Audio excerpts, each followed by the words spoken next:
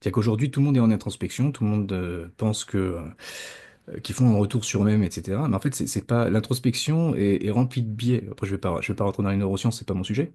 Mais l'introspection, ça a été énormément critiqué depuis le début de la notion, parce qu'en fait, on est tellement rempli de biais qu'à partir du moment où on s'introspecte, on va finir par se trouver des excuses. On va finir par se trouver des portes de sortie pour éviter d'avoir tort, en fait, ou d'éviter de se dire, bon, bah, là, j'ai mal agi. Alors que la remise en question, justement, qui est liée, à mon avis, aux autres, te permet de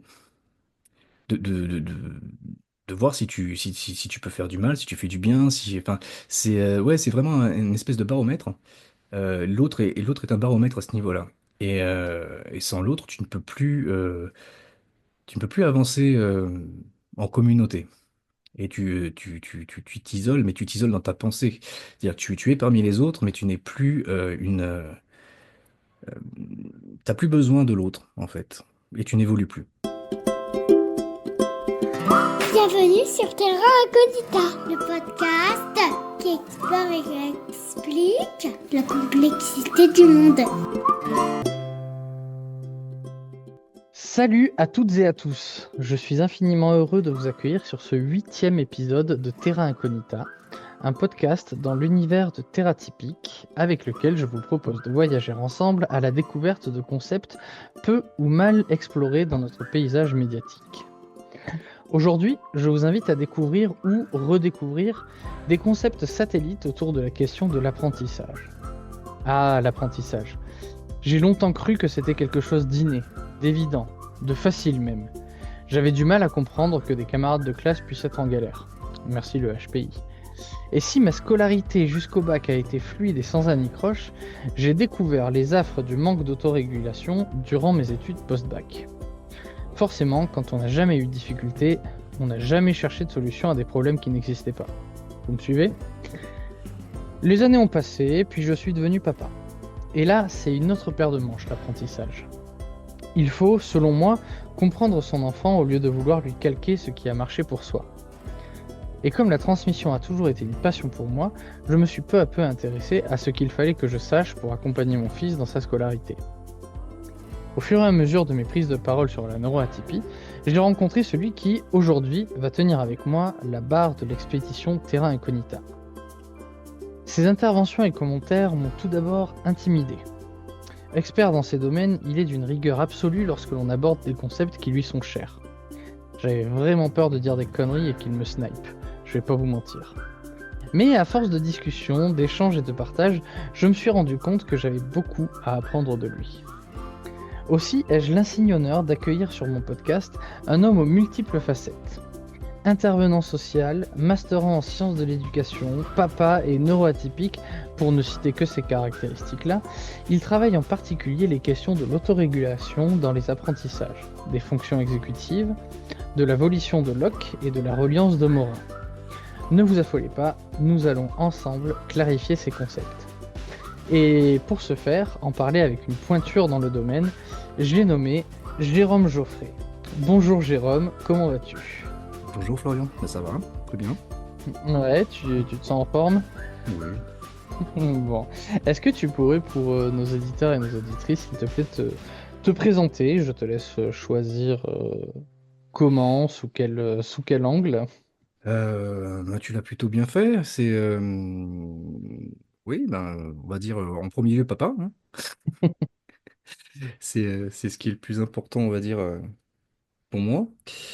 Mais aussi donc éducateur. Et donc toutes les questions de l'apprentissage, mais pas que, hein, des sciences de l'éducation dans sa généralité, me prennent au corps, on va dire.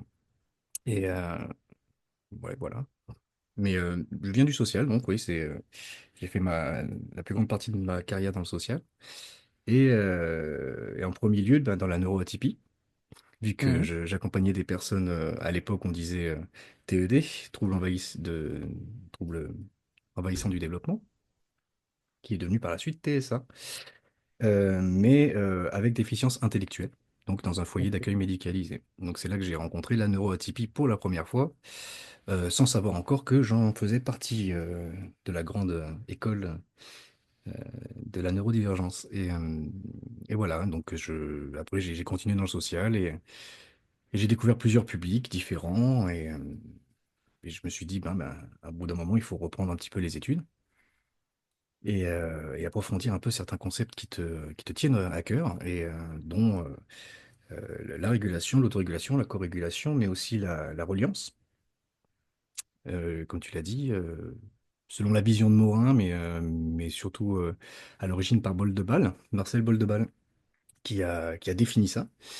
Et Morin l'a récupéré du- d'une très belle manière en y rajoutant la complexité, en fait, la pensée complexe. Bon, je pense qu'on en parlera plus tard. Avec grand plaisir. Tu parlais comme une évidence du fait de reprendre les études pour aller approfondir des concepts. Euh, Qu'est-ce qui t'a vraiment poussé à faire ça, à amorcer ce processus de reprise d'études? Parce que c'est, enfin moi, pour l'avoir vécu, j'ai vraiment pas trouvé ça évident de retourner en formation plusieurs années après être sorti du cursus scolaire. Et je suis très curieux de savoir voilà, quel a été ton moteur et comment tu as fait et comment tu fais encore là, pour t'accrocher dans ces études. Voilà, on a avec tout ce qui, tout ce qui va autour, hein, le rôle de papa, la vie, les factures à payer, etc. Excellente question. Euh, à vrai dire, le social, c'est un milieu assez dur et on voit beaucoup de choses, on vit beaucoup de choses surtout. Et au bout d'un moment, pour quelqu'un qui peut être très porté sur les émotions, on va dire, la sensibilité, on devient des éponges. Et il se passe des choses tellement terribles, on encaisse, on encaisse, on encaisse, jusqu'au moment où, même si on a la volonté d'accompagner les personnes, ce qu'on vit nous aussi, en fait, est très dur et que eux vivent, on le récupère et on le ramène à la maison. Et au bout d'un moment, quand ça ne va pas dans ta vie privée, euh, pour différentes raisons, hein, mais c'est aussi avec le côté surcharge émotionnelle, et t'as plus envie d'aller vers la vie que des fois accompagner ou de vivre des choses, la violence, la mort. Et, ou les agressions. Donc, au bout d'un moment, voilà, je me suis dit, qu'est-ce que tu fais maintenant? Là, tu es en train de sombrer. Mhm. Donc, c'est soit tu sombres, soit tu décides la vie et d'accompagner à la vie, en fait. Et je me suis dit, le seul moyen, c'était de reprendre mes études et, euh, et d'avancer dans ce chemin-là, simplement. T'aurais pu aussi changer complètement de voie professionnelle. Euh, Moi, je sais que le moment où je me suis dit, je, je- j'en ai marre du travail social, c'est épuisant sur tous les niveaux, et puis c'est peu reconnu, peu valorisé, j'ai besoin d'autre chose. Euh, la première fois que ça m'est arrivé, j'ai hésité entre le fait de reprendre des études pour me professionnaliser, pour avoir un diplôme un peu plus concret, avoir accès à des fonctions qui jusque-là étaient inaccessibles pour moi, et complètement arrêter et aller chercher une autre voie pro.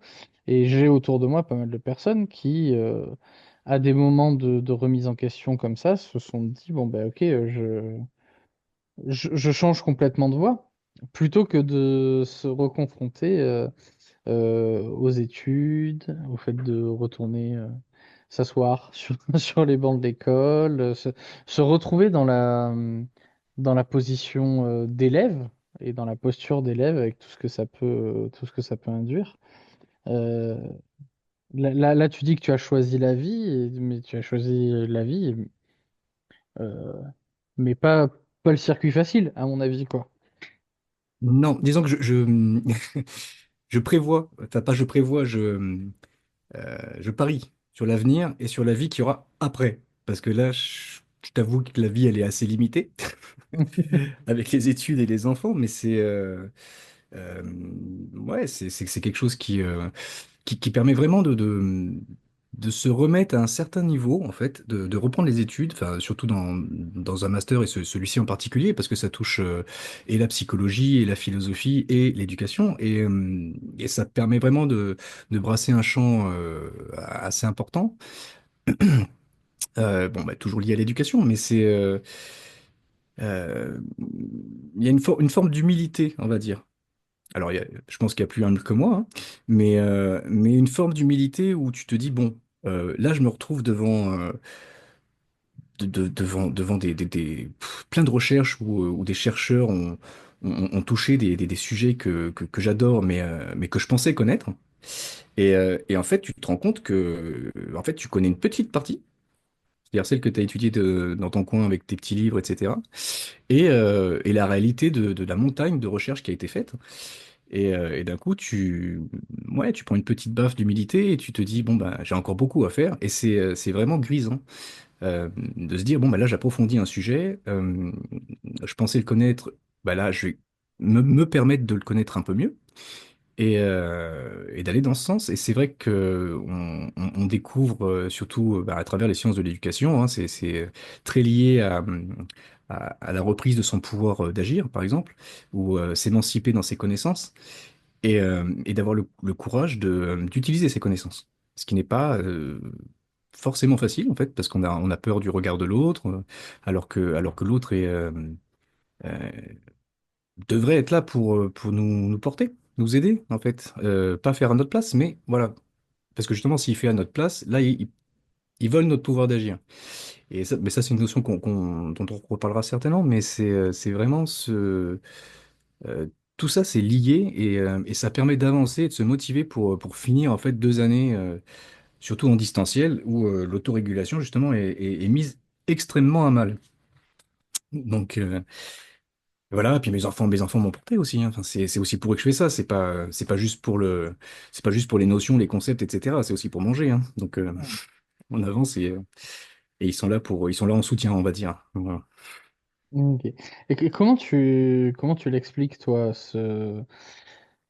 cette peur qu'on peut avoir du regard de l'autre qui, comme tu le dis, est justement là pour nous porter, normalement.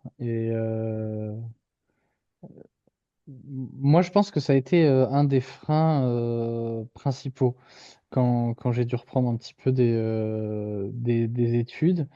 C'est justement de quelque part faire le deuil de l'image que j'avais de moi-même et que je renvoyais aux autres en étant professionnel dans un domaine et en acceptant à un moment de dire bon ben ok, là je change de statut, je ne suis plus le professionnel et je suis plus le formateur parce que je travaillais beaucoup dans la formation aussi, mais je change de place et je deviens l'apprenant. Euh, Bah ouais, j'avais un peu peur du regard des autres et peut-être aussi du regard que j'allais porter sur moi-même, quoi. Et ça m'intrigue. Qu'est-ce qui fait qu'on arrive à avoir ces freins-là et qui peuvent empêcher quelque part de reprendre un cursus d'apprentissage, voire d'aller jusqu'au bout. Parce qu'il y a cette question du jugement qui traîne un petit peu de manière sous-jacente là aussi. Accepter de reprendre des études, j'ai l'impression que c'était aussi beaucoup connoté chez moi sur le fait d'accepter de me remettre dans une position où je serais jugé par d'autres qui allaient de toute façon me dire oui ou non, tu as ton diplôme, quoi. Ouais. Après, c'est une formation pour adultes. Tous mes pairs, on va dire, dans la promo voilà, sont entre 30 et 50 ans. Donc, c'est plus simple déjà de s'intégrer. Même si c'est bon, c'est à distance, hein, donc faut trouver des moyens de communication, de co-régulation. Mais c'est surtout la question de la posture, en fait. C'est vrai que c'est pas facile au départ, on sait pas trop où on arrive, où on se met, reprendre une position pas hiérarchique, mais après, c'est vrai que en France, c'est comme ça. Enfin, c'est surtout dans le milieu académique. Ben oui, il faut accepter d'être un élève, enfin un étudiant, et du coup, c'est vrai qu'on reprend cette position, et les profs, c'est des professeurs de faculté, des professeurs chercheurs, hein, qui forcément ont l'habitude d'avoir des étudiants plus jeunes. Donc, alors, en Master 2, il y a une façon différente de faire, mais jusqu'à la M1, c'est vrai que il y a tout ce côté euh, où on attend des réponses, on attend des résultats, et puis après, c'est l'université. Enfin, c'est très compliqué d'avoir des réponses à ces questions, ou alors quand on a nos réponses, ben, on les comprend pas, les réponses. Donc, bah, c'est pareil, hein, c'est encore une histoire d'autorégulation, et pour le coup, c'est poussé à son maximum quand on est à la fac à ce niveau-là, parce qu'on est censé être voilà, indépendant, de savoir s'autodéterminer, etc. Donc c'est reprendre la posture de l'étudiant, ouais, et habiter cette posture. Et quand on est ailleurs, eh ben, mettre l'autre costume de, de, de, de la nouvelle posture qui sera acceptable à ce niveau-là, etc. Et en fait, c'est toujours une espèce de changement de posture en essayant de mettre au loin comment dire, le syndrome euh, Le syndrome de ah, l'imposteur, oui, le... l'impose tout Ok. simplement. Voilà, oui, le syndrome de l'imposteur. Et, euh, et c'est vrai que c'est compliqué quand tu passes d'une posture à une autre. T'as souvent ce petit syndrome qui arrive derrière toi qui te dit, mais pour qui tu te prends? D'où tu te permets de changer comme ça d'une posture à une autre? Et qu'est-ce qui te rend légitime à ça, en fait? Et il y a aussi cette question de la légitimité, c'est-à-dire d'avoir étudié justement, d'étudier ces sujets, de pouvoir en parler, bah, ça te permet d'être légitime. Voilà. Enfin, on le voit surtout au niveau des réseaux sociaux, de toute façon. Mais la légitimité, bon, ça ne veut plus trop dire grand-chose sur les réseaux sociaux. Parce que de toute façon, même si tu es légitime et même si tu es, euh, on va dire, tu connais ton sujet, tu auras toujours quelqu'un pour te dire qu'il s'y connaît mieux parce que il a lu deux, trois bouquins, en fait. Donc, Mm. la légitimité, tu te la crées toi-même, en fait. Et c'est là où je vais revenir à ce que tu disais. C'est c'est vraiment s'autoriser, au bout d'un moment, et s'autoriser à être étudiant, et s'autoriser à être expert sur certains domaines, certains sujets, et, mais en les ayant étudiés, évidemment. Mais à partir de là, tu deviens légitime, en fait, vu que tu as bossé dessus. Tu as bossé dessus longtemps, tu as toute une expérience derrière qui fait que, de toute façon, t'avais déjà travaillé dessus, mais au niveau empirique, on va dire.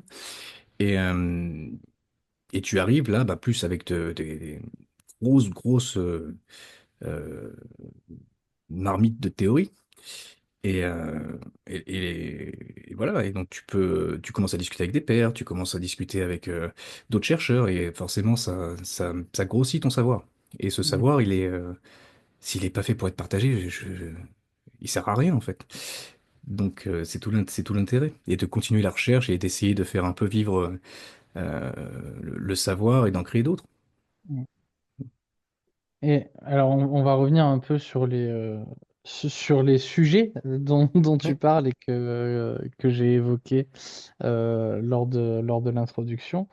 Euh, je trouve ça hyper intéressant, évidemment. C'est pour ça que je t'ai demandé de participer à cette émission. Les questions de la régulation, autorégulation, corégulation, les fonctions exécutives, la reliance, la volition, toutes ces choses que tu partages et sur lesquelles tu interviens justement sur les réseaux. Est-ce que comment ça t'est venu ces sujets en fait? Est-ce que genre t'es arrivé en master en disant c'est ça que je veux bosser? Ou est-ce que c'est le contexte qui fait que? Parce que c'est assez, il y a une certaine mise en abîme là-dedans, dans le fait que tu reprennes des études, tu sois toi-même concerné par les questions de la neuroatypie et les écueils que ça peut engendrer potentiellement dans les apprentissages. Euh, Ta formation, tu l'as fait en distanciel et eh ben, c'est exactement tous ces sujets-là que tu traites sur ton mémoire. Comment ça t'est venu, ces idées-là? Alors, l'année dernière, donc j'ai repris mes études l'année dernière et il est vite arrivé en fait la problématique de enfin, je me sens sous l'eau, si tu veux, alors que je l'étais pas vraiment, mais cette sensation où tu te dis mais j'y arriverai jamais, j'aurai pas le temps parce que je dois m'occuper de mes enfants, parce que je suis seul avec mes enfants et que c'est compliqué de gérer ça parce qu'ils sont jeunes et de devoir reprendre justement des lectures de livres, des lectures d'articles euh, qui, euh, qui sont très compliquées et de se mettre au travail, c'est-à-dire même sans la charge mentale, on va dire, d'un papa en famille monoparentale, ou d'une maman d'ailleurs. Euh, c'est vraiment ce côté se mettre à l'action et, euh, et d'éviter de procrastiner le plus possible parce qu'il y a des délais, il y a des deadlines. Et au bout d'un moment, si tu respectes pas les deadlines, ça veut dire que tu te retardes aussi pour les autres rendus, on va dire. Et, euh, et l'année universitaire étant ce qu'elle est, elle va pas t'attendre. Donc, je me suis rendu compte enfin, que c'était comme ça, mais depuis en fait toute ma scolarité. Donc là, ça a été une grande prise de conscience. Je le savais déjà, hein, mais là, ça pardonne pas. Parce que justement, tu es tout seul, enfin, plus ou moins, et tu dois te bouger tout seul. Et il y a personne qui va te tendre la main pour ça. Et donc, du coup, ben, je me suis dit, bon, il y a forcément quelque chose. Et là, j'ai commencé à travailler sur la reliance, parce que je sentais qu'il y avait un truc, en fait, à ce niveau-là. Alors, on va appeler ça une intuition, mais l'intuition du chercheur, on va dire. Et la reliance, c'est vraiment quelque chose, pour le coup, qui me tient à cœur. Euh, Par rapport à tout ce qu'on vit, ben, on en a déjà parlé hein, au niveau des personnes neuroatypiques. C'est vrai que euh, bah, aujourd'hui, l'individualisme est quand même ce qui est plébiscité et depuis la Seconde Guerre mondiale même. Et on a évolué vers ce schéma de société qui ne cesse de grossir à travers et le consumérisme et des croyances qui se développent en fait, mais qui sont liées au consumérisme. Hein. Tout ça est imbriqué, mais et j'ai vu moi dans ma vie personnelle, mais aussi dans mon travail, cet individualisme qui pose un gros souci et même qui amène de gros dangers. Euh, et pour les personnes, parce que bah, si personne n'est là pour aider ceux qui sont dans le besoin, bah, on risque pas d'aller loin pour eux. Et ça pourrait très bien nous arriver à nous un jour d'être dans le besoin. Euh, et de l'autre côté, euh, vraiment les relations qui s'étiolent, mais complètement en fait. Aujourd'hui, on n'a plus la même vision. Alors c'était mieux avant, hein, c'est pas vrai. Mais, euh, mais par contre, il y avait vraiment ce lien qui était là, où on pouvait, on va dire dans les campagnes par exemple, où tu pouvais laisser ton gamin, il n'y avait pas de problème, tout le monde s'en occupait. Donc vraiment ce côté communauté, mais pas communautaire. Hmm. Et, euh, et vraiment le fait d'être relié, en fait, d'avoir des liens, mais pas des liens qui entravent, des liens qui protègent et qui font aller plus loin. Et qui permettent de se remettre en question aussi, des fois, qui permettent de te mettre une petite tape derrière la tête en disant, bon, là, tu déconnes. Et justement, aujourd'hui, il y a plus tout ça. Il n'y a plus euh, cette espèce de garde-fou, on va dire, qui te permet de te remettre en question.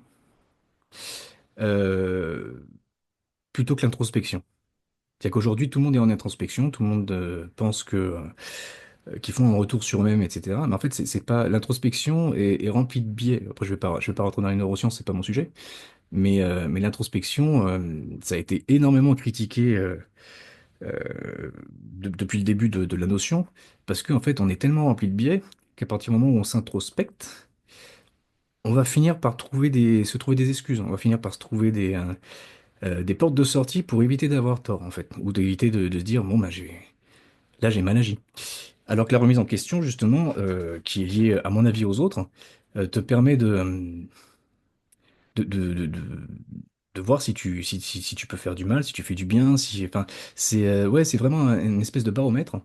L'autre est un baromètre à ce niveau-là. Et sans l'autre, tu ne peux plus avancer en communauté. Et tu t'isoles, mais tu t'isoles dans ta pensée. C'est-à-dire, tu es parmi les autres, mais tu n'es plus t'as plus besoin de l'autre, en fait. Et tu n'évolues plus. Voilà. Donc, moi, je suis parti de là par rapport à mon histoire, hein. Mais c'est vraiment quelque chose qui me tient à cœur, que les gens se mettent à, maintenant qu'ils sont déliés, en fait, qu'ils se relient à nouveau. Voilà, en Ok. gros. Moi, je trouve ça, je trouve ça hyper intéressant, là, cette notion de remise en question vis-à-vis des autres. Euh, le principe de faire société, d'avoir des valeurs euh, qui doivent être communes, des valeurs et des fonctionnements qui doivent être communs pour pouvoir vivre ensemble. Ça résonne particulièrement chez moi avec cet accroissement de l'individualisme euh, et des valeurs un petit peu égocentriques, on va dire, qui sont grandement véhiculées de nos jours. Et justement, ça vient un petit peu m'interroger cette forme de dichotomie-là. Euh, Comment, au vu des évolutions sociétales et de ce que sont aujourd'hui les normes acceptées et plébiscitées, comme tu le disais, euh, comment est-ce que je peux faire pour avoir envie de me remettre en question par rapport à ces normes que je ne partage pas forcément? Euh, je me sens tellement en décalage par rapport à la plupart des gens, euh, qu'il est très difficile pour moi de me remettre en question à l'aune de leur fonctionnement et de leurs valeurs à eux. Tu vois ce que je veux dire? Ouais. Euh, alors, je vais mettre un bémol à ce que j'ai dit. C'est pas tant se remettre en question par rapport à tout le monde, mais se remettre en question par rapport à tes pairs, en fait. Ceux euh, ceux qui te ressemblent, qui peuvent te comprendre. Là, tu vas te remettre en question. Sur quelqu'un qui se fiche complètement de savoir qui tu es, par exemple, tu vas pas te remettre en question vis-à-vis d'eux parce ils seront pas, ce sera pas juste. Enfin, ce qu'ils vont pouvoir te, te, te rendre en miroir, on va dire, sera un reflet complètement déformé de leur propre perception et ça n'aura plus aucun sens. Donc là, toi, ce qu'on te demande, pas moi, hein. Ce que ces personnes demandent, c'est qu'on s'adapte en fait, qu'il n'y ait pas de vagues et qu'on rentre dans le moule. Euh, Sauf que qu'on rentre dans leur moule. Mais là, je parle de chaque individualité. Donc là, ça devient compliqué.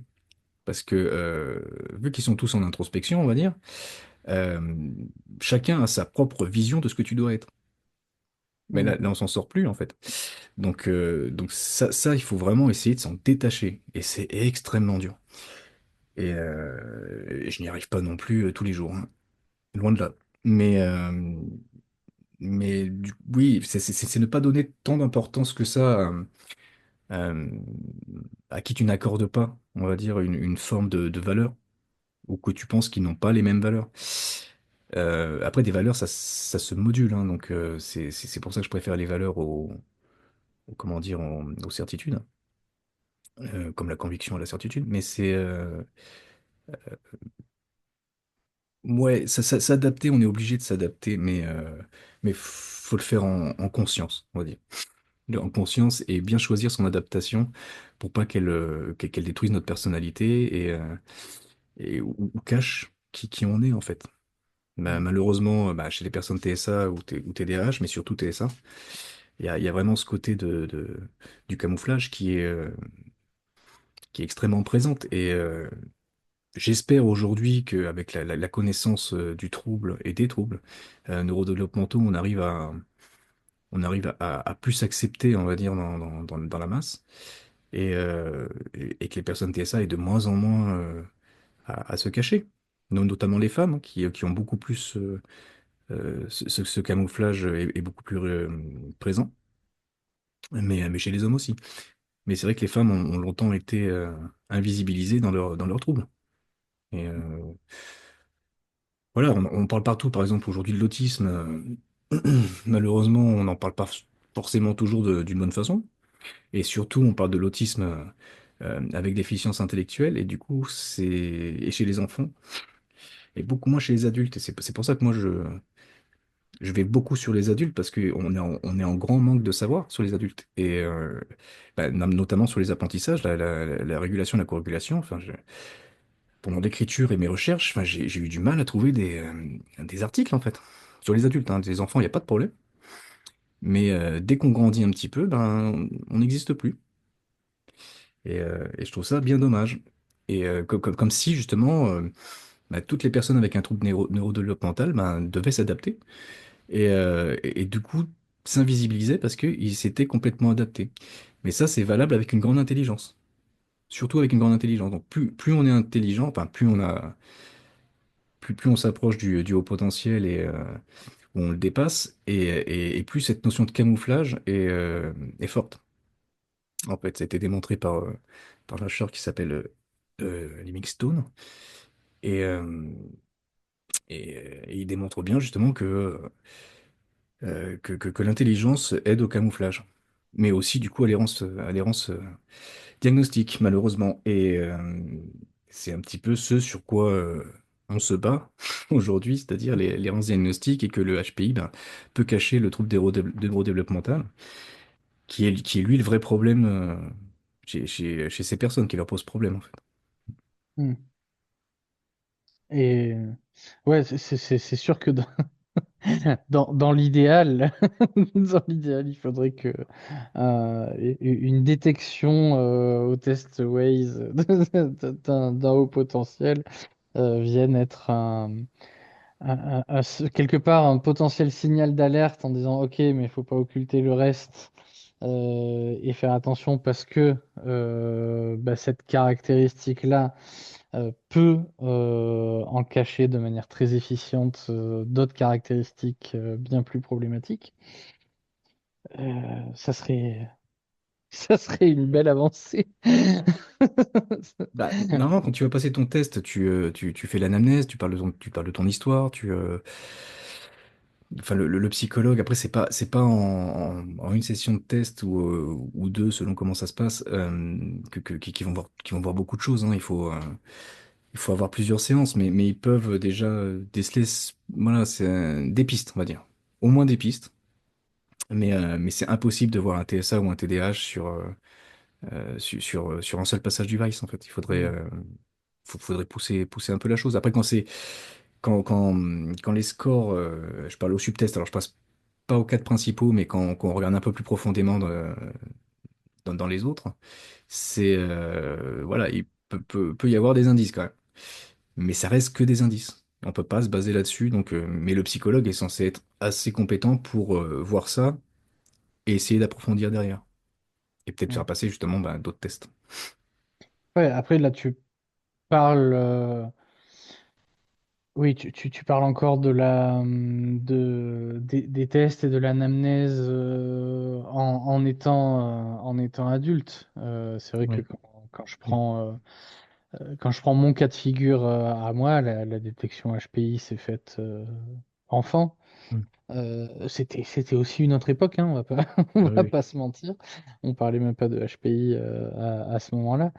Euh, c'est, c'est, c'est aussi reprendre maintenant, reprendre un parcours de diagnostic médical qui est pas forcément facile, euh, qui lui aussi hein, est lié grandement à cette histoire du regard de l'autre et du jugement possible de l'autre. Et puis, bah, je reste assez intimement convaincu que plus le temps passe et plus les stratégies de masking et de suradaptation se développent et s'affinent, et plus il devient difficile de détecter d'autres troubles, à moins d'événements psychologiques où tu te retrouves dans des situations où tu craques et où justement le HPI ne suffit plus, entre guillemets, à compenser et à suradapter les troubles liés aux autres atypies. Ouais, bah, c'est le fameux burn-out autistique, hein, mais oui, complètement. Et j'ai envie de dire qu'à partir du moment où tu vas bien, que tu aies mis en place des stratégies, c'est plutôt une bonne chose. C'est à partir du moment où elles ne suffisent pas ou qu'elles fatiguent Mm. de manière trop importante et que ça te mène soit un burn-out, soit une dépression, comme beaucoup, hein. Là, ça devient problématique et c'est à ce moment-là que tu vas consulter. C'est à ce moment-là que tu cherches des réponses, que tu veux savoir exactement ce qui va ou ce qui ne va pas. Et d'où le biais de recrutement en cabinet où on dit que les HPI, justement, ben voilà, ils vont tous mal, etc. Alors que ce n'est pas vrai. Mm. Mais du coup, on passe à côté justement du TSA ou du TDAH. Et oui, oui, c'est à ce moment-là où tu te remets en question. Et la plupart du temps, tu vas passer ce test, t'as des cas, t'es plus qu'en dessous des pâquerettes, hein. Et, euh, voilà, il devrait chercher à soigner avant tout la dépression, le trouble anxieux, pour pouvoir justement voir après ce qu'il y a derrière. Et d'ailleurs, dans le différentiel, quand on essaye quand on est en parcours diagnostic du TSA ou du TDAH, enfin, ce qu'ils essayent de soigner d'abord, alors surtout dans le TDAH, c'est le trouble anxieux. Parce que le trouble anxieux, a beaucoup de similitudes avec les symptômes du TDAH, dont les fonctions exécutives qui sont complètement à la ramasse. Donc, c'est très compliqué et c'est long. Et c'est ça le problème, c'est que c'est long. Et pendant ce temps-là, les gens vont pas bien. Et quand je dis c'est long pour le TDAH, déjà parce faut trouver un psychologue qui connaît le trouble, qui a passé son DU. Mais après, si je commence à parler du TSA, c'est presque encore pire en fait. Donc il y a les CRA hein, qui existent, mais il y a des listes d'attente qui sont énormes. Enfin, tu le sais, hein, et pour trouver aussi là encore un psychiatre qui va te poser le diagnostic, mais qui n'a pas de biais psychanalytique, on va dire. C'est assez compliqué. Il y en a beaucoup plus aujourd'hui, heureusement, parce que il y a eu les plans autisme euh, depuis un paquet de temps maintenant, depuis 2004 ou 2005, je crois. Mais il y a encore du boulot, quoi. Il y a vraiment encore du boulot Mm. pour faire accepter que ces pathologies existent, tout simplement, et je trouve ça dingue. Ouais, alors, tu parlais du Pathologie, CRA pardon, des ou troubles. du CRA. C'est pour nos auditeurs et auditrices, c'est les centres de ressources sur l'autisme. Il y en a, sauf erreur de ma part, un par région, Ouais. et avec plus ou moins d'efficacité, si on peut parler comme ça. Moi, par exemple, dans mon cas, ma psychiatre m'a très clairement dit n'allez pas dans le CRA régional, ça ne sert à rien. Ils ne reconnaissent que autisme avec déficience Déficience. Ouais. intellectuelle, autisme non verbal, voilà. Toute autre forme sur le spectre de l'autisme n'est pas prise en considération et vous risquez de ressortir de là avec un diagnostic négatif, mais qui ne serait pas représentatif de la réalité de ce que vous vivez et de ce que vous êtes. Ouais, mais ça, c'est le malheur on va dire, du manque de formation selon où on tombe, en fait. Et oui, au niveau des régions, il y a des disparités au niveau de la reconnaissance à cause d'un manque de formation, hein. Pourtant, ils forment tous au CNIA, hein, donc je me rappelle plus exactement de l'acronyme, mais en gros, c'est la formation qui est obligatoire aujourd'hui pour former à l'autisme. Et, euh, et c'est vrai que c'est assez orienté vers la déficience intellectuelle, en fait, autisme avec déficience intellectuelle. Donc forcément, ça pose un souci. On en revient au masking, hein. C'est un vrai problème parce qu'ils ont du mal à comprendre qu'on peut mettre des stratégies en place et que ça ne se voit pas forcément. Mais en fait, si tu viens vivre avec une personne autiste sans déficience intellectuelle, tu vas finir par le voir. Et, euh, et malheureusement, normalement, les tests sont assez bien foutus pour le voir, pour déceler l'autisme. Mais il y a des personnes qui ne veulent pas, l'accepter, en fait. Et qui pensent que ben, une personne autiste, c'est une personne qui est non-verbale, c'est une personne qui est remplie de stéréotypies, mais bien visible, je veux dire. Beaucoup d'écolalie, alors que tout ça est extrêmement contrôlé chez les personnes qui sont sans déficience intellectuelle.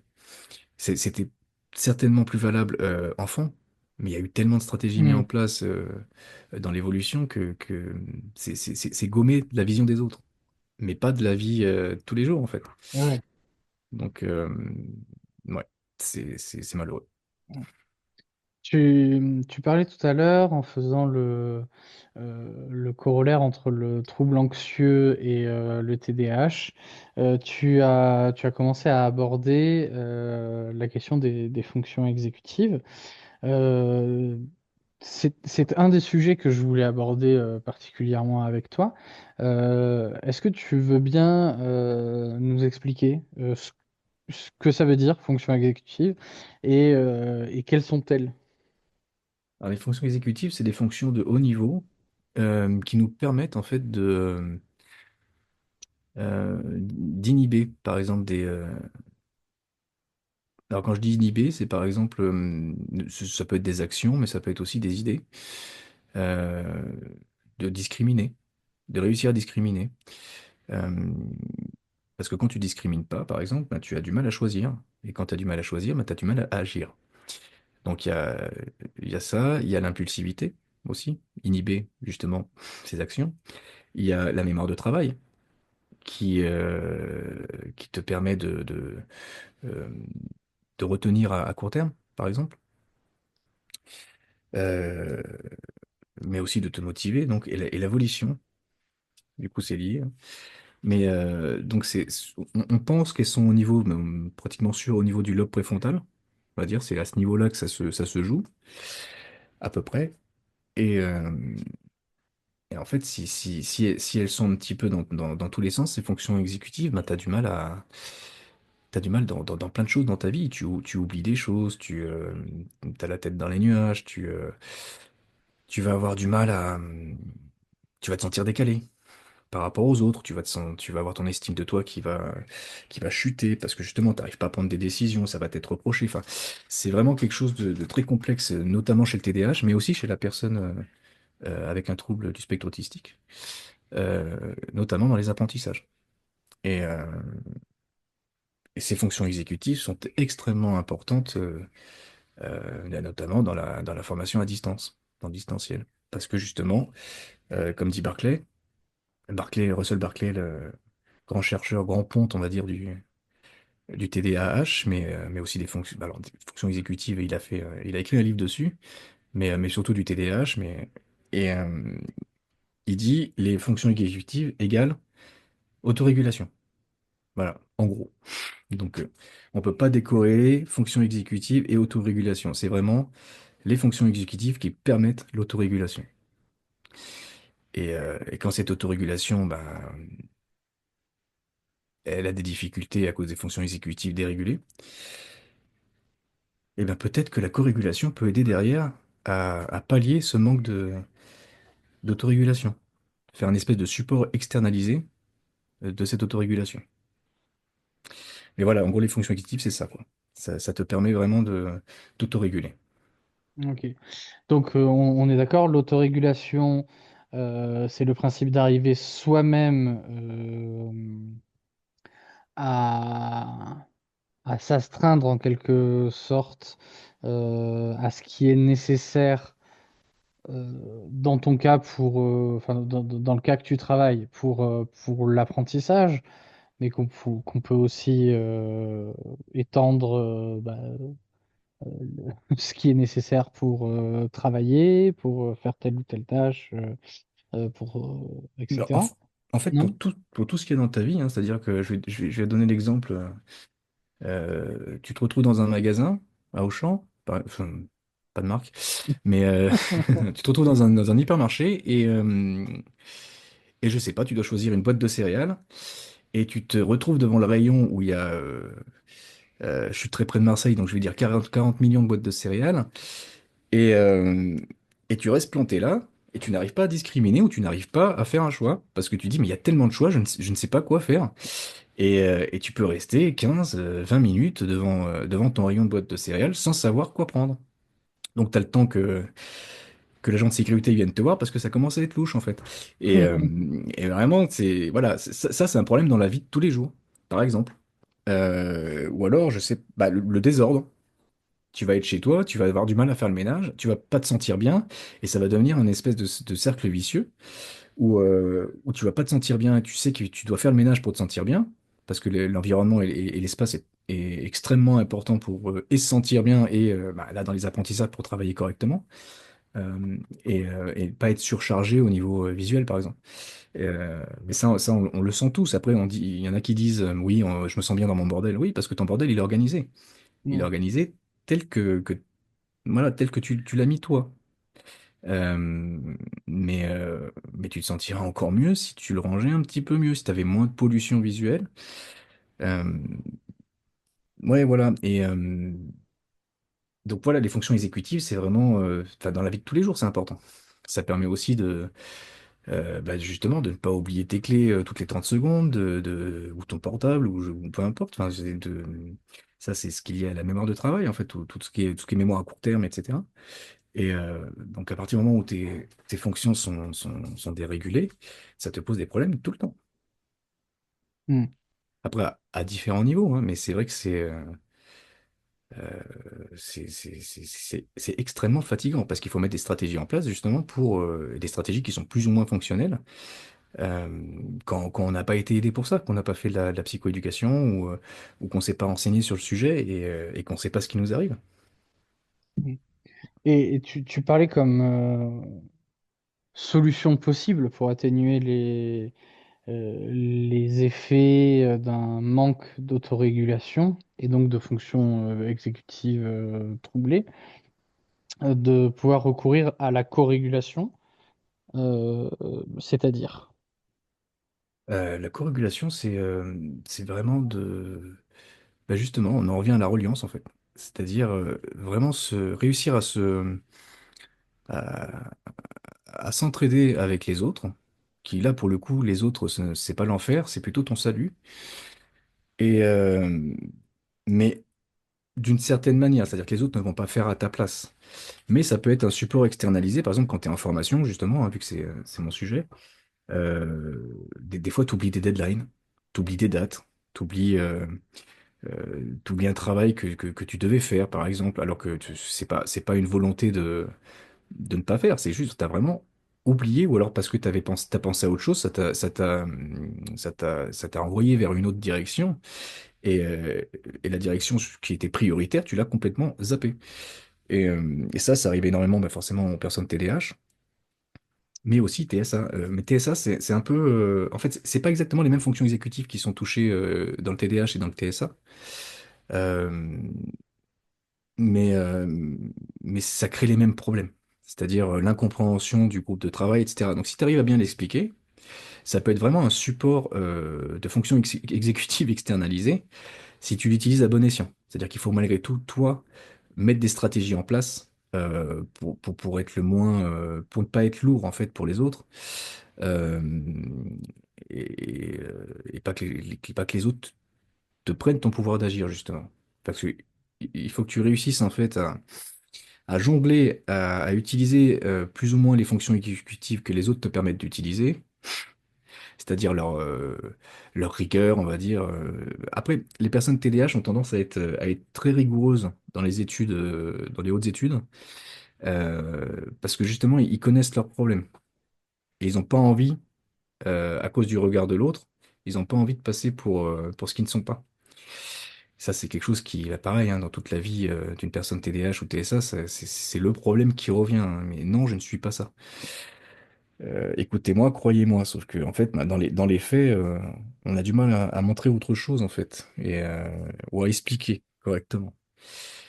Donc je reviens à l'externalisation des fonctions exécutives. Donc les personnes, si tu arrives en fait à mettre toi des stratégies en place, un minimum, et que tu en délègues certaines autres, le groupe te permet de te lier, mais ne serait-ce qu'au niveau émotionnel, par exemple. C'est-à-dire, tu n'as peut-être pas besoin d'eux pour le travail, mais tu as besoin pour l'émotionnel.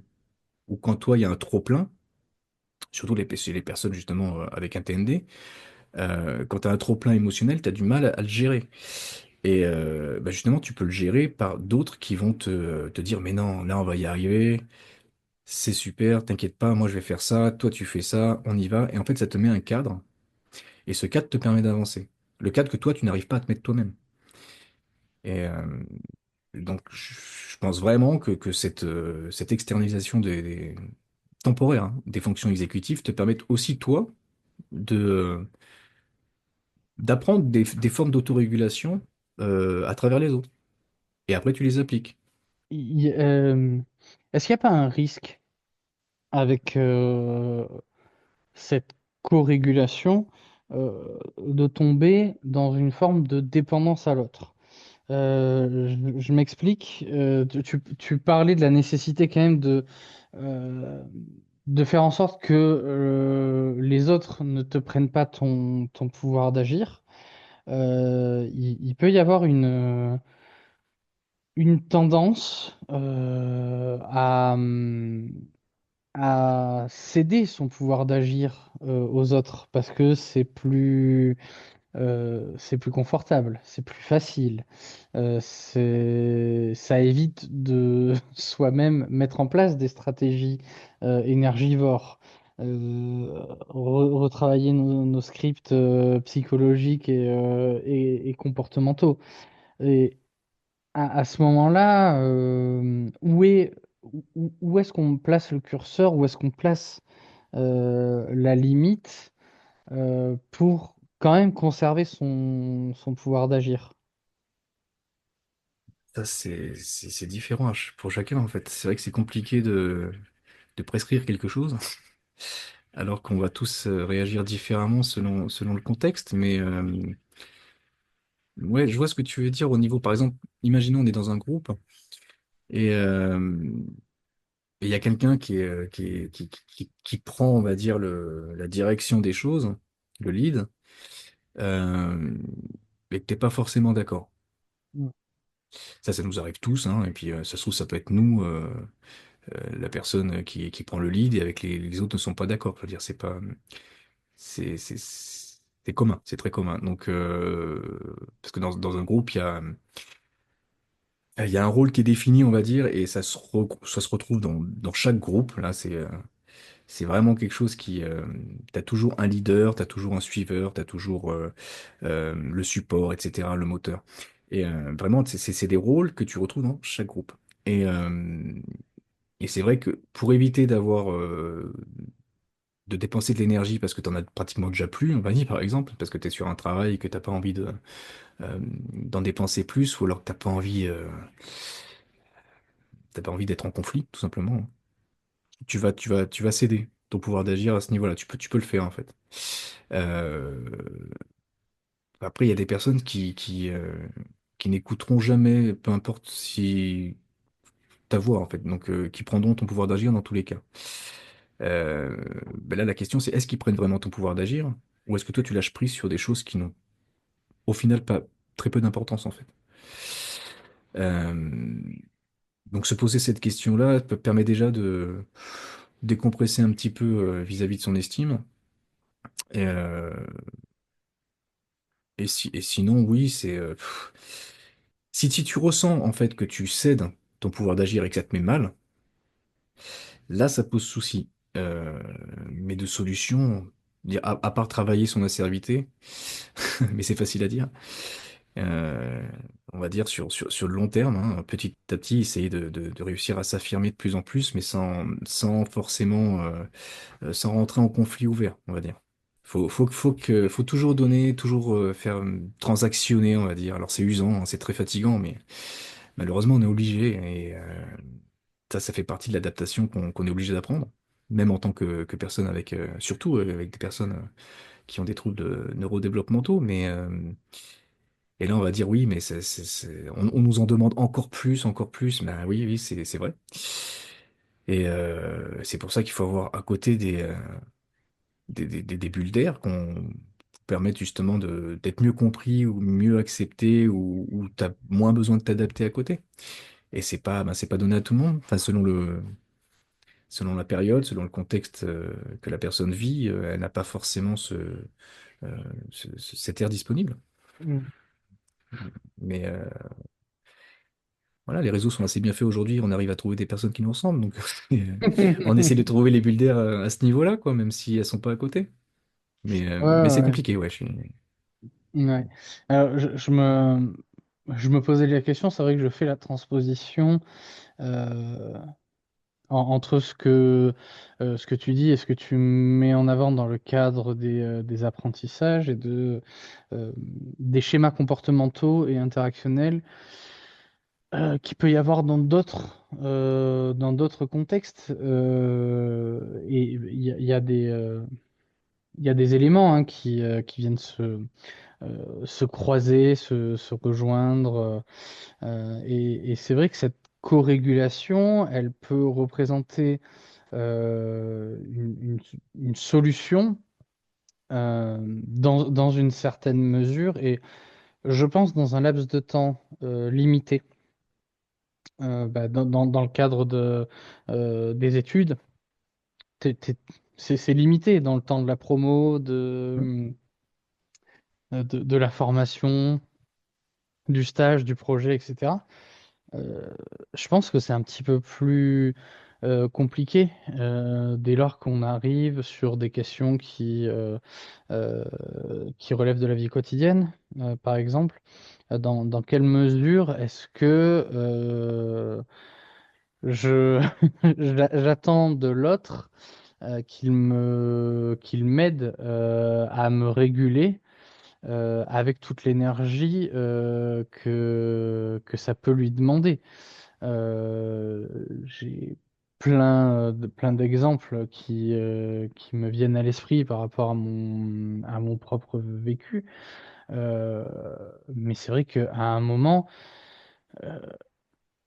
à attendre de l'autre, de l'aide, des rappels incessants sur les rendez-vous, les deadlines, où tu as foutu tes clés, sur de l'aide pour choisir quelle confiture prendre pour le petit-déj par rapport aux 20 000 critères possibles dans le choix qui s'offre à toi.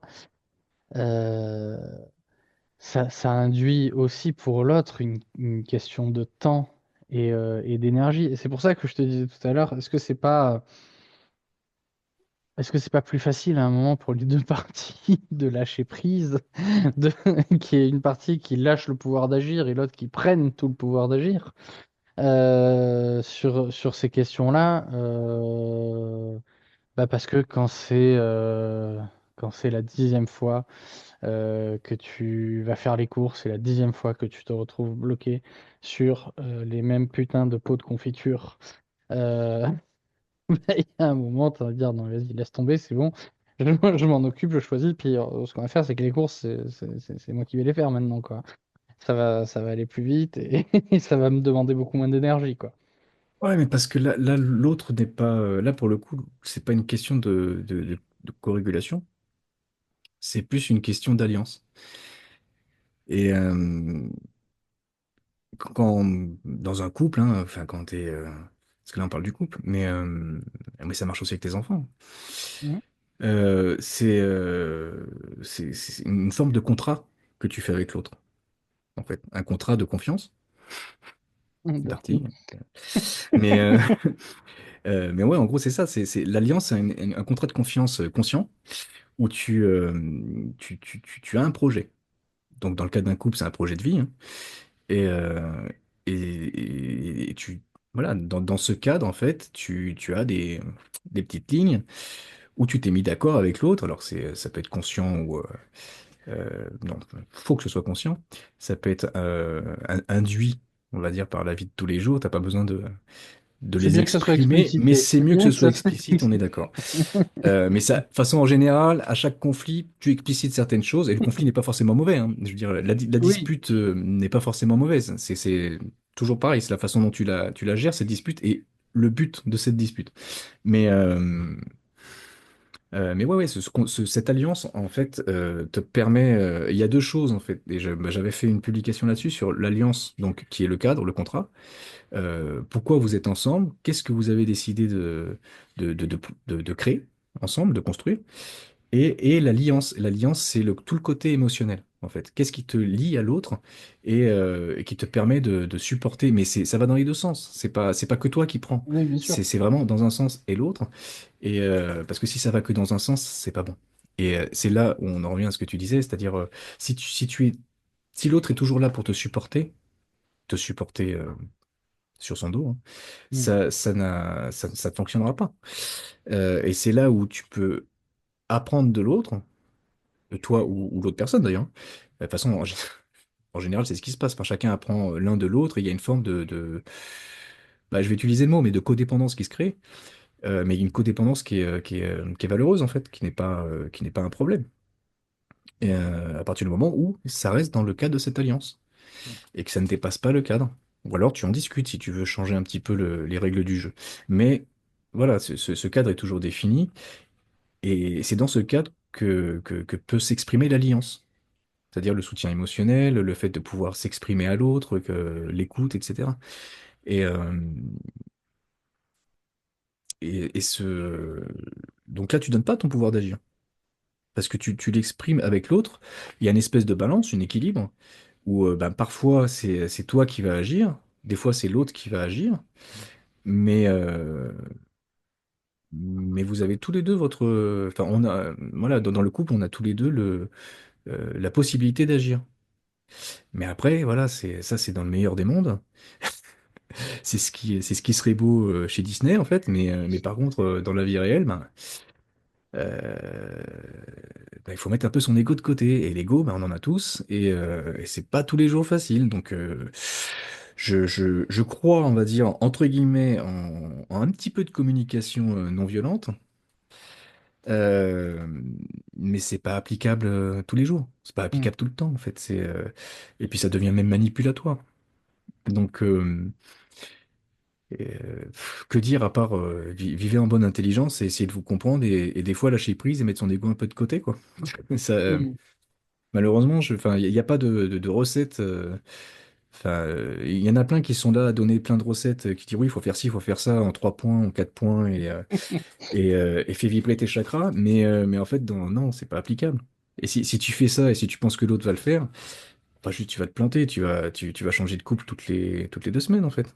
Mm. Parce que la notion d'effort euh, est extrêmement importante à ce niveau-là, dans la construction, etc. Et, euh, et l'effort, là je vais faire une super transition, c'est ce qu'il y a dans la notion de volition. Donc, cette fameuse notion qui vient avant la volonté. Et en fait, alors moi, je travaille surtout la volition à travers Corno, en fait. Et qui a beaucoup mis en avant cette notion d'effort dans la volition, justement. Euh, mais cet effort, c'est pour maintenir la persévérance. Tu vois? Donc ça peut être dans les apprentissages, mais c'est complètement transposable dans la vie en fait, personnelle et dans le couple, hein, par exemple, ou dans n'importe quelle relation. C'est cette notion d'effort et de persévérance, c'est trouver un but en fait, mais surtout trouver un moyen de mettre en action ta volonté. C'est-à-dire, tu as décidé de ça, tu le veux vraiment. Mais il faut que tu arrives à faire le premier pas. Et des fois, ce premier pas est extrêmement compliqué, surtout quand tu as des fonctions exécutives qui sont dérégulées, parce que tu n'as pas cette inhibition. Et donc, tu as du mal à choisir, ou alors tu as peur du résultat. Il y a quelque chose qui te paraît être une montagne. Là, il y a aussi la confiance en soi qui rentre en jeu.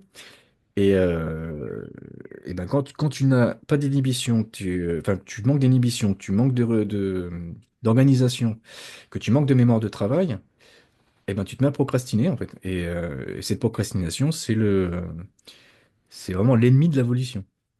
Et donc Corneau va beaucoup sur ce terrain de trouver un moyen de mettre en action la volonté à travers la volition et de la maintenir, l'action. La maintenir avec un but, mais aussi l'analyse une fois que le but il est atteint. Alors le but atteint, ça veut dire tu as réussi ou tu n'as pas réussi, mais tu as quand même atteint le but. Mais analyser ça derrière pour pouvoir après relancer la boucle de l'abolition. L'abolition, c'est quoi? On va dire cette pichenette qui, euh, qui lance qui fait le chaînon manquant entre l'idée un peu rêvée et la mise en action effective. Ouais, c'est ça. C'est vraiment euh, ce qui te permet en fait d'allumer l'étincelle de ce que tu veux et de mettre les choses en place pour le faire. En fait, de mettre les Ok. actions en place pour le faire et d'arriver à atteindre ton but, tout en restant motivé. Et ça, ce concept-là est soumis aussi aux fonctions exécutives, alors. Oui, oui, parce que justement, c'est les personnes TDAH, par exemple, qui ont vraiment ce problème de fonction exécutive dérégulée, je veux dire plus que le TSA, par exemple, euh, ont- c'est vraiment le problème, la procrastination et d'avoir du mal à se mettre au travail, mais pas parce que c'est des personnes feignantes. Hmm. C'est là le gros quiproquo, on va dire, avec les personnes qui n'y connaissent rien du tout à ce niveau-là. Et à leur décharge, hein, c'est pas de leur. Enfin, je dirais, c'est compliqué à comprendre et c'est compliqué à accepter, surtout à travers l'éducation. Bah, par exemple, les parents, ils ont du mal à comprendre parce qu'on parlait pas beaucoup de TDAH et même aujourd'hui, si on leur parle de TDAH, ils vont penser à un gamin qui saute de partout. Ouais. Donc, forcément, ça n'aide pas à comprendre. Mais je vais prendre. Alors, quand on explique des choses, c'est pas bien de prendre son exemple, je vais le prendre quand même. Là, par exemple, du coup, je suis en master. Et c'est vrai que c'est les deadlines, en fait, qui me poussent à me mettre en action parce que je suis tellement dans le doute que je veux tellement que ce soit parfait, en fait. Hmm. Et ça ne sera jamais parfait. Mais du coup, ce doute te paralyse, mais c'est une vraie paralysie, en fait. Ouais, ouais, C'est une ouais. paralysie qui te scotche, qui peut te scotcher dans ton canapé. Mais pendant que tu es paralysé, tu n'arrêtes pas de penser. Donc là, tu fais Ouais. de la tachypsychie, donc c'est-à-dire toutes les idées qui ne s'arrêtent jamais, tu passes du coq à l'âne, etc. Et en fait, ça te prend une énergie considérable. Et, euh, et tu essayes de te dire, mais bon, je vais réussir à trouver le truc parfait qui va me permettre de faire ça et atteindre cet objectif et de machin. Puis comme ça, la personne sera contente aussi. Puis en fait, il y a plein d'idées qui ne devraient pas être là, qui te parasitent et qui t'empêchent de te mettre à l'action. Et en fait, il faudrait réussir à inhiber justement tout ça. Et ce qui permet des fois d'inhiber tout ça, eh ben, c'est justement de discuter avec d'autres personnes. C'est là où j'externalise mes fonctions exécutives pour réussir à enclencher la volition, qui permet Ok. ensuite d'enclencher l'effort et le maintien de cet effort. Ouais, Mais le maintien de cet effort, il est aussi lié à l'autre, c'est-à-dire au retour qu'ils peuvent te faire. Si t'as pas de retour, tu sais pas où tu vas et tu te remets à manquer d'inhibition, donc à ouais, douter. Donc il faut que ce soit assez régulier en fait, et ouais, d'avoir des retours assez réguliers. Sinon la corrégulation fonctionne très moyennement. ouais. Et du coup, quand ces fonctions exécutives sont euh, erratiques, notamment dans le cadre de TND, de troubles neurodéveloppementaux, euh, toi tu prônes la co-régulation. Est-ce qu'il y a d'autres solutions? Est-ce que ça se rééduque, les fonctions exécutives? Est-ce que c'est, entre grands guillemets, soignable ou pas? Alors soignable non, parce que c'est pas une maladie. Par contre, supporter, oui. Grâce notamment aux thérapies comportementales. Mhm. D'ailleurs, c'est ce qui est préconisé en première intention, hein, et c'est j'ai envie de dire, c'est presque la seule chose qui fonctionnerait sur le long terme. Par contre, ça se fait pas forcément du jour au lendemain, parce que ça demande de réapprendre des habitudes et de se faire violence contre des fonctions exécutives qui ne fonctionnent pas. Donc ce serait comme ancrer des habitudes, des nouvelles habitudes, qui te permettent, au bout d'un moment, que ça devienne instinctif. Donc, je sais pas, par exemple, tu prends quelqu'un qui a du mal à s'organiser, ben, oui, tu vas prendre un agenda et tu vas te forcer tu vas te forcer à le remplir, en fait, et à l'utiliser et à l'utiliser, et au fur et à mesure, ben, cet agenda, il va vraiment te déporter ton cerveau. Mais vaut mieux peut-être un agenda papier, justement, que ton téléphone. Parce que ton téléphone, t'as tendance à tout mettre dedans. Et du coup, tu as toutes les informations qui sont dedans, et après, tu les cherches. Donc, ça te déporte pas ton cerveau. Que si tu prends un agenda papier, par exemple, tu vas l'ouvrir à la page et t'as tout ce qu'il faut, t'as pas besoin de chercher. Donc, c'est aussi un problème, les téléphones portables. Mais là, c'est un autre sujet, mais c'est tout ce côté, je me prends de la dopamine euh, de manière énorme, et ça m'empêche justement aussi de me mettre en action. C'est vraiment un tueur de volition, le téléphone portable, pour tout ce qui est justement scrolling et compagnie, quoi.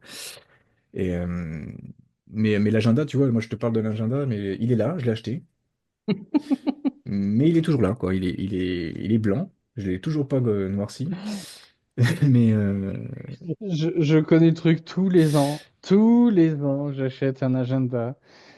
Ça dure, allez, entre 2 semaines et un mois et demi, au mieux. Au ouais, mieux. mais là, tu vois, c'est le problème justement du maintien de l'effort. Et c'est aussi le gros problème des personnes TDAH, par exemple, mais aussi TSA, hein. Bah, TSA un peu moins, parce qu'il y a ce côté rigidité, en fait, Mm. qui permet des fois de se maintenir dans la tâche. Et là où le TDAH va avoir plus de tendance voilà, à abandonner. Ouais. Mm. Ben, Mais alors, ouais. moi, à contrario, tu vois, j'ai justement longtemps, j'ai acheté des agendas papier pour cette question-là, puis pour rompre un peu avec la dépendance technologique et la dépendance au smartphone. C'est trop cool d'avoir tout dans ton smartphone. Quand tu le perds, que tu le casses, qu'on te le vole ou qu'il a plus de batterie, comment tu fais? Tu te retrouves comme un nouveau-né et à poil sans savoir quoi faire. Par contre, par exemple, sur la question de l'organisation et de l'agenda, en fait, je me suis rendu compte que c'était hyper compliqué pour moi l'agenda papier. Parce qu'il fallait que je retranscrive et parce qu'il y avait un espèce de côté un peu rigide, indélébile, une fois que le truc il était marqué. Fallait trouver un code couleur si vraiment je veux m'organiser sur toutes les choses, entre ce qui relève de mon activité professionnelle, ce qui relève de ma santé, ce qui relève de l'organisation avec mon fils, ce qui relève de la vie personnelle, de la famille, etc., etc. Donc, il faut avoir un stylo 12 couleurs sur soi. Et en fait, entre autres choses, j'ai laissé tomber parce que la solution de l'agenda numérique est vraiment beaucoup plus adaptée à mes besoins. Par contre, je te rejoins entièrement. Il y a plein d'autres choses sur lesquelles euh, j'évite de passer par le numérique. Les notes, il y a eu un moment quand je suis repassé au smartphone après avoir passé 6 ans avec un vieux téléphone tout pourri qui servait juste à téléphoner et éventuellement à assommer un sanglier. Euh, je- j'ai commencé à prendre des notes dessus et tout, mais en fait, j'y retourne jamais sur, sur ces notes-là, ça ne sert absolument à rien. Alors que mes papiers qui traînent partout sur mon bureau, certes, ils sont en bordel, mais au moins ils sont là et je les réutilise. Tu vois, quand je prends une note, je la réutilise après. Ouais, mais moi, enfin, je suis pas pour ça, ce serait vraiment une aide, tu vois, l'agenda papier pour certains. Mais à partir du moment où tu trouves ton outil qui te va Mhm. bien, qui te permet de te décharger et qui te convient, enfin, il n'y a pas, il y a pas, il y a pas de paroisse en fait. Enfin, c'est vraiment selon la personne et c'est exactement ce que tu dis, quoi. Moi, ça me convient, bah oui, vas-y, fonce, quoi. C'est, tu vois, moi, j'ai pas l'impression non plus que ça m'aille des masses, tu vois. Alors, faut peut-être que j'essaye un peu plus, mais c'est vrai que je suis habitué. Mais c'est une habitude, encore une fois, c'est voilà, c'est vraiment, quand tu dois changer une habitude, ça devient très, très compliqué. Et c'est vrai que je sais que quand je regarde mon téléphone, enfin, je vais pas forcément directement sur l'agenda, je vais aller un peu partout, enfin, je vais regarder 18 applis. Des fois c'est vraiment, je tourne l'écran, je scrolle, j'appuie sur les applications de manière, mais complètement, limite inconsciente, tu vois, parce que mon corps s'est habitué à faire Mhm. comme une espèce de code. Tu sais, quand tu déverrouilles ton téléphone, bah là c'est Ouais, pareil, ouais. mais avec les applications, tu vois, tu appuies sur les applications selon un ordre bien défini, qui est devenu une forme De de rituel. rigidité, de rituel, ouais. Mais sauf que ces rituels, ils se répètent toutes les 5 minutes. Mhm. Ouais. Donc là, ça devient compliqué. Et entre autres Mais, choses, tu vois, c'est pour ça que j'ai un peu du mal avec les personnes qui prétendent avoir des solutions toutes faites pour t'apprendre à t'organiser, pour t'apprendre à gérer ton temps, pour euh, t'apprendre à monter un projet, tu vois, et c'est en grande partie pour ça que dans mon activité professionnelle, j'ai décidé de ne pas être catégorisé coach, mais d'être dans le mentorat parce que pour moi, l'idée, elle est vraiment d'aller explorer les besoins de la personne, d'aller expérimenter des solutions possibles et d'adapter les solutions à mettre en place en fonction de la personne, de ses besoins, de ses limites, de ses capacités et, euh, et de ses envies aussi, tu vois. Et c'est vrai que toutes ces modes-là de oui, faut utiliser, faut mettre en place des objectifs spécifiques, mesurables, atteignables, réalistes et limités dans le temps, hein, les smart, ou alors hmm, oui, la gestion du temps, je ne jure que par la tomate de Pomodoro et tout ça, machin. Bah, moi j'ai essayé ces trucs-là vite fait, hein. J'ai vite compris que c'était pas fait pour moi, que c'était justement trop rigide pour que je puisse m'épanouir là-dedans. Mais pour moi, il y a un réel danger, notamment pour les personnes neurodivergentes, euh, parce que ces modèles calqués là comme des pochoirs, bah, je pense pas que ça soit vraiment fait pour des cerveaux qui fonctionnent différemment, hein. Et au contraire, le fait de ne pas y arriver, alors que c'est des trucs qui sont vendus comme étant éprouvés, comme marchands et tout ça, machin, voire des trucs qui sont demandés, hein. J'ai même vu passer une demande d'intervention pour pour le Centre national de la fonction publique territoriale, où il y avait une collectivité qui demandait une formation sur les objectifs SMART et la méthode Pomodoro pour ses agents. Et je me suis dit, bah, c'est chaud, quoi. On t'oblige à travailler d'une certaine manière, à gérer ton temps, tes objectifs d'une certaine manière. Et quand tu sais que il y a de très grandes probabilités que pour une certaine frange de la population, ça ne fonctionne pas, ça va être encore plus excluant et délétère pour l'estime de soi et le rapport de soi par rapport aux autres, quoi. Ouais, et après, ça dépend où tu te places au niveau de l'accompagnement. Mais là, dans une formation, oui, bon, bah, tu vas atteindre des objectifs, t'as des objectifs, tu as même des compétences à faire acquérir, hein, mais si on revient au niveau du coaching, enfin, tout ce qui est smart, etc., c'est, je vais pas me faire des copains, mais je pense qu'ils ont rien compris au coaching, quoi. C'est, enfin, quand tu accompagnes dans un coaching, tu n'as pas d'obligation de réussite, déjà de base. Donc, l'objectif, oui, mais c'est pas toi qui le mets l'objectif. C'est le client qui va le mettre l'objectif. Et c'est un peu ça le souci aujourd'hui, c'est que le coaching, t'as les coachs, on va dire, qui ont compris ça, qui ne donnent pas de solution, qui ne cherchent pas à donner de solution et à donner leur solution. Après, il y a des outils. Il y a des outils oui, qui ont fait leur preuve. Certains ont fait leur preuve. Alors, Pomodoro, je ne sais pas. Apparemment, oui, ça fonctionne pour certaines choses, mais voilà, c'est pareil, ça dépend de la personne, ça dépend, et c'est là où l'accompagnement d'un coach, en fait, va essayer de circonscrire les besoins de la personne, mais avec la personne elle-même. C'est la Mm. personne qui va trouver ses propres solutions. Le coach, il est là pour aider à récupérer son pouvoir d'agir à la personne, justement, parce que à ce moment-là, elle est dans une impasse et elle n'y arrive pas. Et qu'elle a besoin d'un support externe, d'un tiers, en fait, pour l'aider à trouver ses propres solutions. Et c'est le seul moyen d'ailleurs que la personne après derrière euh, puisse s'émanciper, d'ailleurs ne plus avoir besoin de ce coach. C'est qu'elle trouve elle-même ses solutions et sa manière de fonctionner. Et c'est en ça que le coach, c'est plus un facilitateur. Mais c'est pas à lui de te trouver les solutions ou te donner le point 1, 2, 3, 4, 5 et au bout du sixième, t'es devenu un lotus bleu, quoi. Non, je-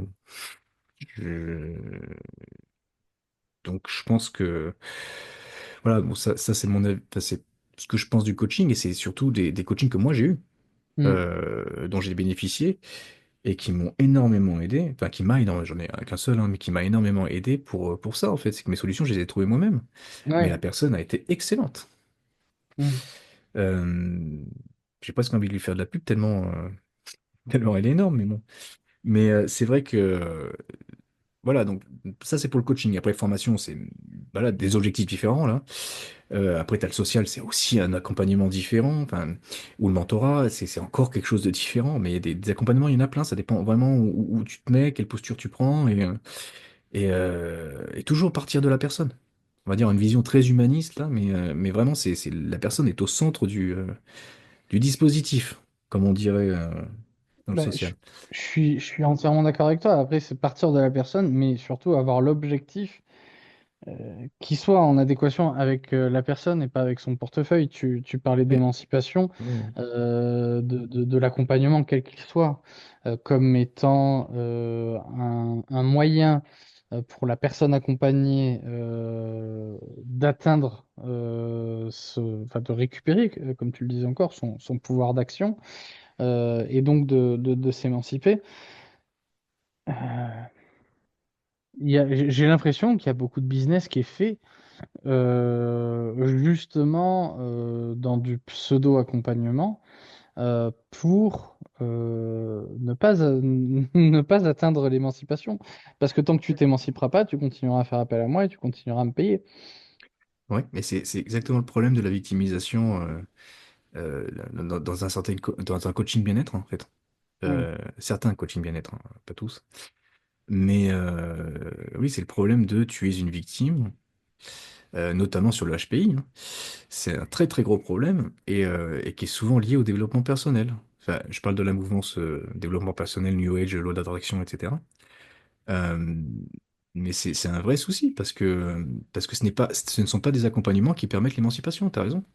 C'est vraiment des accompagnements qui sont là pour te garder en victime, te garder dans un certain mal-être, pour que tu bénéficies, entre guillemets, de, de l'accompagnement un certain temps, quoi.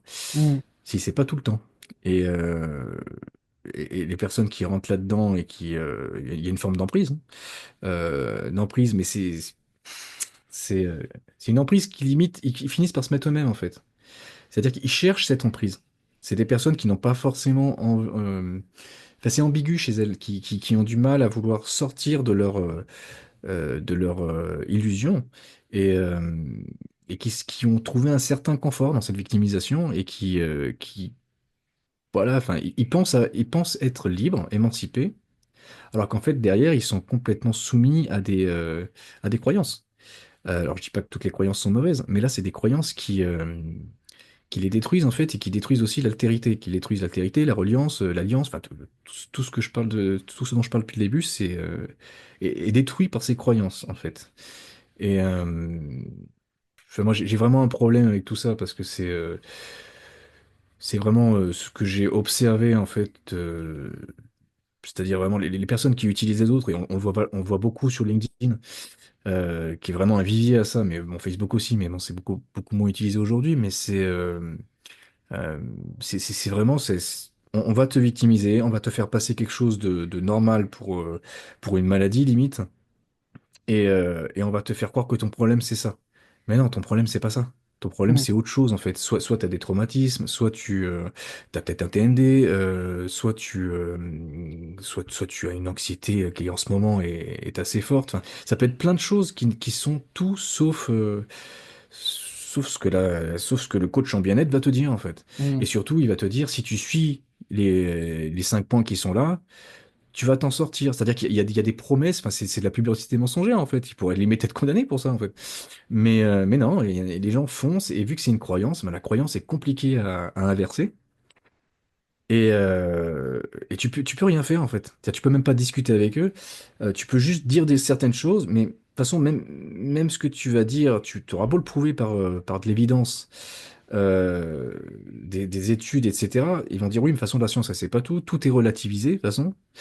Et c'est ça qui est comique parce qu'en fait, la science est diabolisée quand on donne des preuves, mais par contre, ils l'utilisent derrière pour se légitimiser. Mm. Par Mm. exemple, bah, la physique quantique, l'épigénétique, etc., dont ils comprennent rien, hein. Mais ils vont l'utiliser et derrière, si tu leur mets des preuves, en fait, des articles sous les yeux, ils vont te dire oui, mais non, mais de toute façon, ils savent pas tout. Bon, bah, faut savoir, en fait. C'est bien ou c'est pas bien la science? Donc, Oui, mais c'est pas le même mouvement de physique quantique. Oui, oui, voilà. Quel-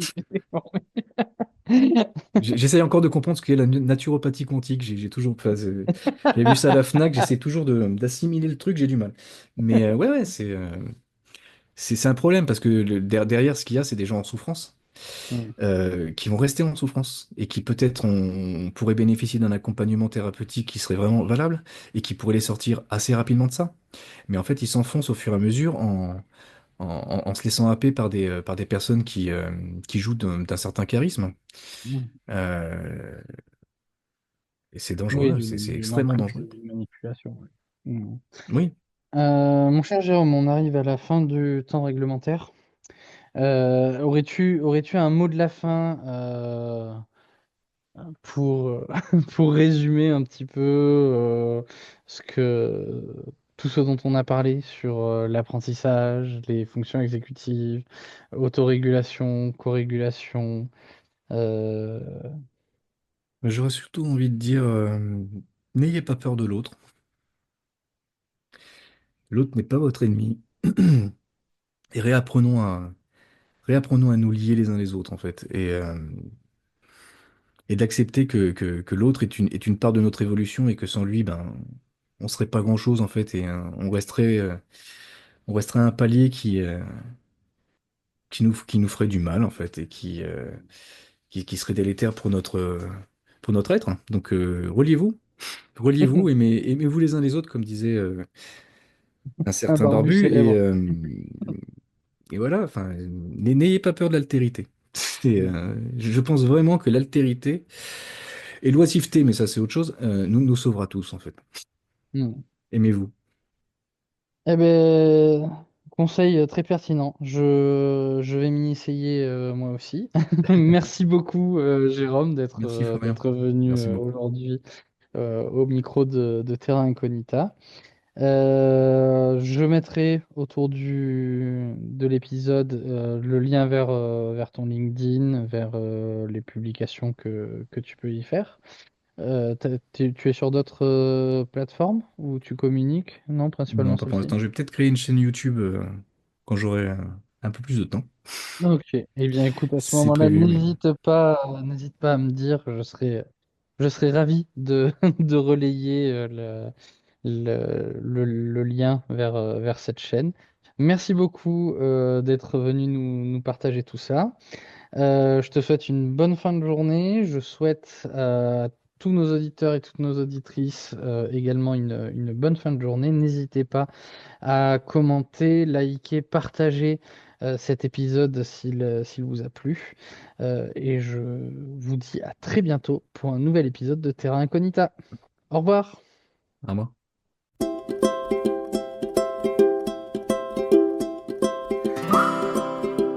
Terra Incognita, c'est fini pour aujourd'hui.